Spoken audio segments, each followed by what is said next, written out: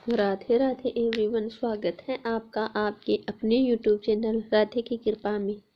आज मैं आपको भगवान और भक्त की परीक्षा की एक बहुत ही प्यारी सी कथा श्रवण करवाऊंगी। आप वीडियो को एंड तक ज़रूर देखिए। नामदेव जी भगवान के बहुत बड़े भक्त थे। उनकी बहुत ही प्यारी कथा आज मैं आपको श्रवण करवाने जा रही हूँ। कंधे पर कपड़े का थान लादे और हाट बाजार जाने की तैयारी करते हुए नामदेव जी से पत्नी ने कहा, भगत जी, आज घर में खाने को कुछ नहीं है। आटा, नमक, दाल, चावल, गुड़ और शक्कर सब खत्म हो गए हैं। शाम को बाजार से आते हुए घर के लिए राशन का सामान लेते आइएगा। भगत नामदेव जी ने उत्तर दिया, देखता हूँ, जय श्री विठल जी की कृपा। अगर कोई अच्छा मूल्य मिला तो निश्चय ही घर में आज धन धान्य हो जाएगा। पत्नी बोली, संत जी, अगर अच्छी कीमत ना भी मिले तब भी इस बुने हुए थान को बेचकर कुछ राशन तो ले आना। घर के बड़े बूढ़े तो भूख बर्दाश्त कर लेंगे, पर बच्चे अभी छोटे हैं, उनके लिए कुछ ले आना। जैसी मेरी विठल की इच्छा। ऐसा कहकर भक्त नामदेव जी हाट बाजार को चले गए। बाजार में उन्हें किसी ने पुकारा, वाह साई, कपड़ा तो बहुत अच्छा बुना है और ठोक भी बहुत अच्छी लगाई है। तेरा परिवार बसता रहे। ये फकीर ठंड में कांप कांप कर मर जाएगा। दया के घर में आ और रब के नाम पर 2 चादरे का कपड़ा इस फकीर की झोली में डाल दे। भक्त नामदेव जी ने पूछा, 2 चादरे में कितना कपड़ा लगेगा फकीर जी? फकीर ने जितना कपड़ा मांगा। इत्तेफाक से भक्त नामदेव जी के थान में कुल कपड़ा उतना ही था और भक्त नामदेव जी ने पूरा थान उस फकीर को दान कर दिया। दान करने के बाद जब भक्त नामदेव जी घर लौटने लगे तो उनके सामने परिजनों के भूखे चेहरे नजर आने लगे।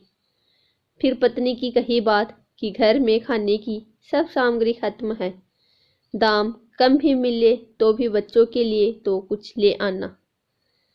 अब दाम तो क्या, थान भी दान जा चुका था। भक्त नामदेव जी एकांत में पीपल की छांव में बैठ गए। जैसी मेरी विठल की इच्छा। जब सारी सृष्टि की सार पूर्ति वो खुद करता है तो अब मेरे परिवार की सार भी वो ही करेगा। और फिर भक्त नामदेव जी अपने हरि विठल के भजन में लीन हो गए। अब भगवान कहाँ रुकने वाले थे। भक्त नामदेव जी ने सारे परिवार की जिम्मेदारी अब उनके सुपुर्द जो कर दी थी। अब भगवान जी ने भक्त जी की झोपड़ी का दरवाजा खटखटाया। नामदेव जी की पत्नी ने पूछा, कौन है? नामदेव जी का घर यही है ना? भगवान ने पूछा। अंदर से आवाज आई, हाँ जी यही है। आपको कुछ चाहिए? भगवान सोचने लगे कि धन्य है नामदेव जी का परिवार। घर में कुछ भी नहीं है, फिर भी हृदय में देने की सहायता की जिज्ञासा है। भगवान बोले, दरवाजा खोलिए। लेकिन आप कौन? भगवान ने कहा, सेवक की क्या पहचान होती है भक्तानी? जैसे नामदेव जी विठल के सेवक है, वैसे ही मैं नामदेव जी का सेवक हूँ। ये राशन का सामान रखवा लो। पत्नी ने दरवाजा पूरा खोल दिया। फिर इतना राशन घर में उतरना शुरू हुआ कि घर में रहने वाले सदस्यों की जगह कम पड़ गई। नामदेव जी की पत्नी ने पूछा, इतना सामान नामदेव जी ने भेजा है? मुझे नहीं लगता। भगवान ने कहा, हाँ भक्तानी, आज नामदेव का थान सच्ची सरकार ने खरीदा है। जो नामदेव का सामर्थ्य था उसने भुगता दिया, और अब जो मेरी सरकार का सामर्थ्य है वो चुकता कर रही है। जगह और बताओ, सब कुछ आने वाला है। भगत जी के घर में शाम ढलने लगी थी और रात का अंधेरा अपने पांव पसारने लगा था। सामान रखवाते रखवाते पत्नी थक चुकी थी। बच्चे घर में अमीरी आते देख खुश थे। वो कभी बोरे से शक्कर निकाल कर खाते और कभी गुड़, कभी मेवे देखकर मन ललचाते और झोली भर भर कर मेवे लेकर बैठ जाते। उनके बाल मन अभी तक तृप्त नहीं हुए थे। भक्त नामदेव जी अभी तक घर नहीं आए थे, पर सामान लाना लगातार जारी था। आखिर पत्नी ने हाथ जोड़कर कहा, सेवक जी, अब बाकी का सामान संत जी के आने के बाद ही आप ले आना। हमें उन्हें ढूंढने जाना है क्योंकि वो अभी तक घर नहीं आए हैं।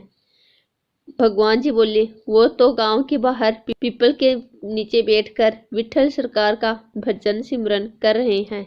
अब परिजन नामदेव जी को देखने गए। सब परिवार वाले को सामने देखकर नामदेव जी सोचने लगे, जरूर ये भूख से बेहाल होकर मुझे ढूंढ रहे हैं। इससे पहले कि संत नामदेव जी कुछ कहते, उनकी पत्नी बोल पड़ी, कुछ पैसे बचा लेने थे। अगर थान अच्छे भाव बिक गया था तो सारा सामान संत जी आज ही खरीद कर घर भेजना था क्या? भक्त नामदेव जी कुछ पल के लिए विस्मित हुए। फिर बच्चों के खिलते चेहरे देखकर उन्हें एहसास हो गया कि जरूर मेरे प्रभु ने कोई खेल कर दिया है। पत्नी ने कहा, अच्छी सरकार को आपने थान बेचा और वो तो सामान घर में भेजने से रुकता ही नहीं है। पता नहीं कितने वर्षों तक का राशन दे गया, उससे मिन्नत करके रुकवाया। बस कर, बाकी संत जी के आने के बाद उनसे पूछ कर कहीं रखवाएंगे। भक्त नामदेव जी हंसने लगे और बोले, वो सरकार है ही ऐसी, जब देना शुरू करती है तो सब लेने वाले थक जाते हैं। उसकी बख्शीश कभी खत्म नहीं होती। वह सच्ची सरकार की तरह है, सदा कायम रहती हैं। दोस्तों, आपको मेरी यह कहानी कैसी लगी आप मुझे कमेंट करके ज़रूर बताइए। यदि आपको मेरी यह कहानी अच्छी लगी तो वीडियो को लाइक एंड शेयर ज़रूर करें तथा चैनल को सब्सक्राइब करें ताकि मेरी आने वाली लेटेस्ट वीडियो सबसे पहले आप तक पहुंचे। और कमेंट बॉक्स में राधे राधे ज़रूर लिखें।